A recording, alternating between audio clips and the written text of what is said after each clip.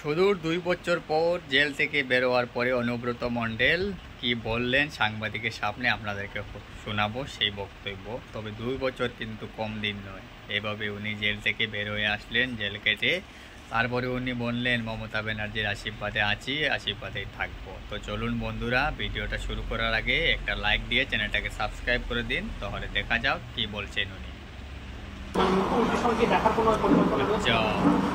না, আমি আমার নিজের চিকিৎসা করতে যাব একবার, তবে যাওয়া উচিত আমি মনে করি। মেয়ে আমার সন্তান, তাকে 16 মাস জেল কাটানো হয়েছে। নেতা নেত্রী তো নয়, সাধারণ বাড়ি। যাক, ঈশ্বর, আমি এমন কিছু অন্যায় করেছিলাম ঈশ্বরের কাছে, তার পাপ শাস্তি পেয়েছি। সবাই মিলে একসঙ্গে চলুন, কেউ ভেদাভেদ করো না।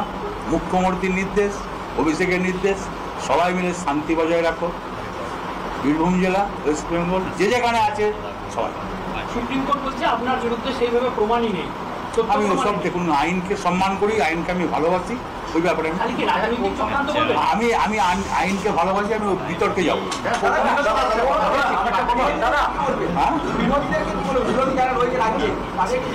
এখন আমি কিছু বলছি, বললাম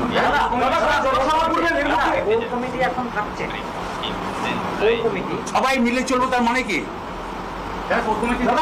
কথা হয়েছে, কি বার্তা দিয়েছেন আপনি? 5 জন ছিল, ঠিক আছে। আমাকে সবাই কিনে না,